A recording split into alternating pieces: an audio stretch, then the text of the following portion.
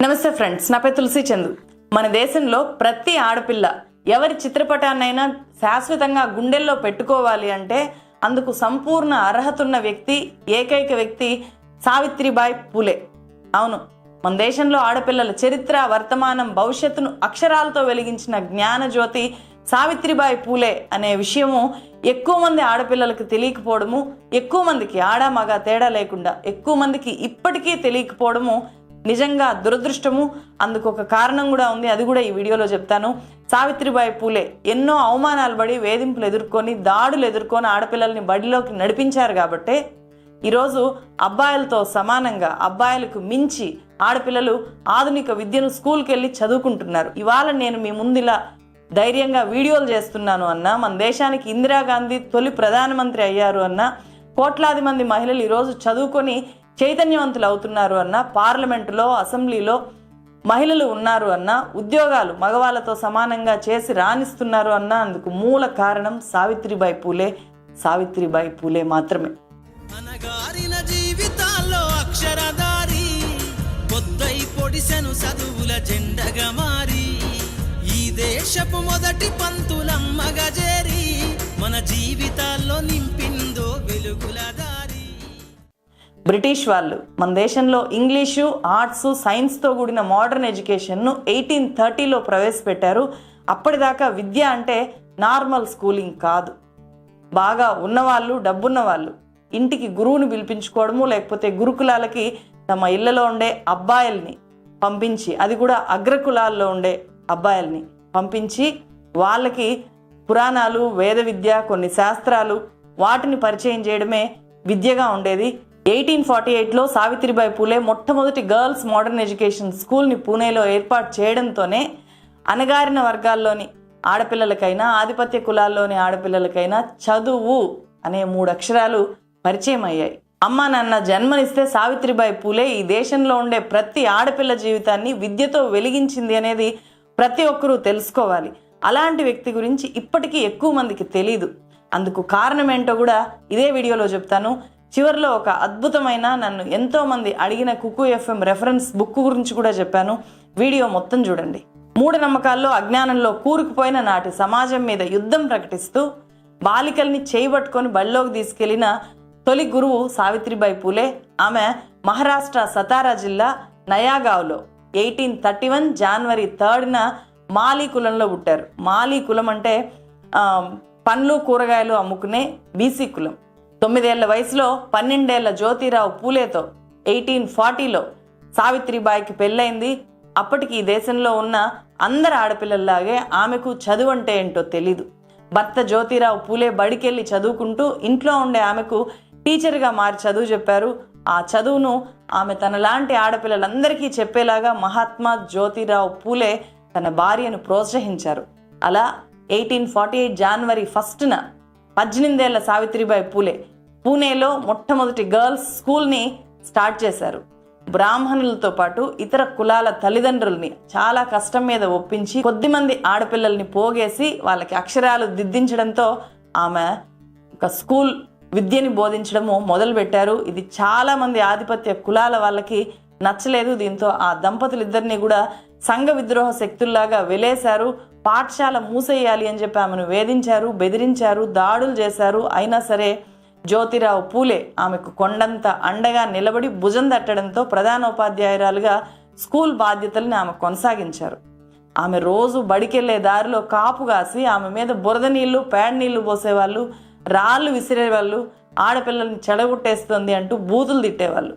వాళ్ళ ప్రయత్నాలను పట్టించుకొని సావిత్రిబాయి స్కూలుకు రోజు 2 చీరలు తీసుకెళ్లేది. పేడ నీళ్లు, బురదతో పాడైపోయిన చీరని వెళ్ళగానే మార్చుకొని క్లాసులు చెప్పడానికి వెళ్ళేది. సాయంత్రము స్కూల్ అయిపోగానే ఇంటికి వెళ్ళేటప్పుడు మళ్ళీ ఆమె మీద బురద నీళ్లు పోస్తారు కదా, అందుకే ఉదయం తీసేసిన అదే బురద చీరని కట్టుకొని తిరిగి ఇంటికి వెళ్ళేది. ఒకరోజు ఓ వ్యక్తి తీవ్రంగా వేధిస్తే అతని చెంప పగలగొట్టింది.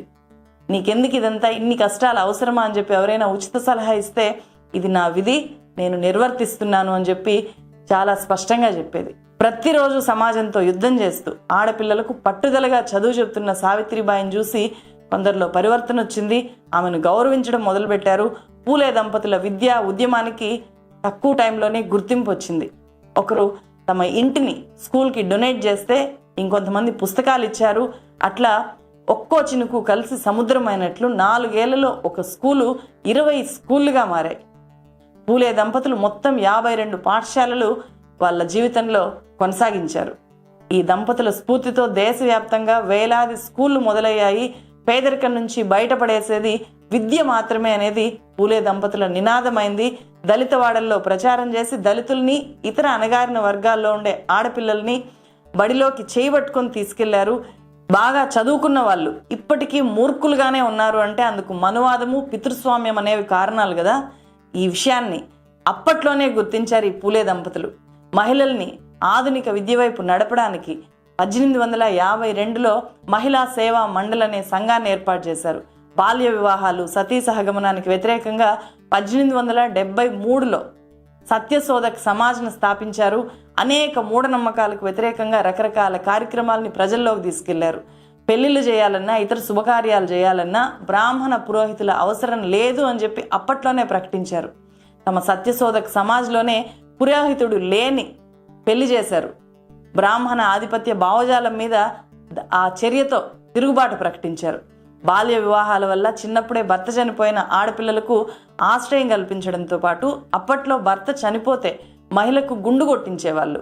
అట్లా చేయడమో ఎంత ఘోరమో క్షురకులకు అవగాహన కల్పించి ఇక మీదట ఆ పని చేయము అని చెప్పి వాళ్ళే స్వచ్ఛందంగా రోడ్ల మీదకి వచ్చి సమ్మె చేసేలాగా వాళ్ళతో ఆ సమ్మె చేయించారు. గర్భవతులైన దిక్కులేని మహిళలకు పురుళ్ళు పోసారు సావిత్రిబాయి. అట్లా పురుడు పోసిన ఓ మహిళ, ఆమె చేతిలో పెట్టి వెళ్ళిపోయిన ఓ బిడ్డే ఆమె పెంపుడు కొడుకు యశ్వంత్. 1870లో ఒకసారి, 1896లో మరోసారి దేశము తీవ్ర కరువును ఎదుర్కొంది. అప్పుడు 2000 మందికి పైగా అనాథ పిల్లలకు పూలే దంపతులు తిండి పెట్టి పోషించారు. ఇప్పుడు దేశమంతా అమలవుతున్న మధ్యాహ్న భోజన పథకాన్ని వాళ్ళ స్కూల్లో అప్పట్లోనే అమలు చేసి చూపించారు. జ్యోతిరావు పూలే 1890 నవంబర్ 28న మరణించినప్పుడు తన భర్త చితికి సావిత్రిబాయి పూలే స్వయంగా నిప్పు పెట్టారు. అప్పటి సమాజాన్ని ఆ ఒక్క చర్య మూర్చబోయేలాగా చేసింది. భారతదేశ చరిత్రలోనే భర్త చితికి భార్య నిప్పు పెట్టిన మొట్టమొదటి మహిళ సావిత్రిబాయి పూలే. పూలే తర్వాత సత్యశోధక్ సమాజ్ బాధ్యతల్ని ఒంటి చేత్తో ఆమె నిర్వహించారు. 1897లో ప్లేగు వ్యాధి పూణేను వణికించింది. జనమంతా అడవుల్లోకి పారిపోయారు. పేదలు, దళితులు ఆకలితో అలమటించారు. వాళ్ళ ఆకలి తీర్చడానికి సావిత్రిబాయి పూలే జోలిబట్టి విరాళాలని సేకరించి వాళ్లకు ఆహార శిబిరాలు, వైద్య శిబిరాలు ఏర్పాటు చేసి వేలాది మందికి ప్రాణం పోశారు. అప్పుడే ప్లేగు వ్యాధి ఆమెకు సోకింది.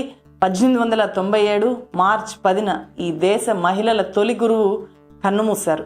సావిత్రిబాయి జయంతిని స్వతంత్ర భారతదేశం మహిళా ఉపాధ్యాయుల దినోత్సవంగా ప్రకటించింది. 1997లో భారత ప్రభుత్వం సావిత్రిబాయి జ్ఞాపకార్థం తపాలా బిల్లును కూడా రిలీజ్ చేసింది.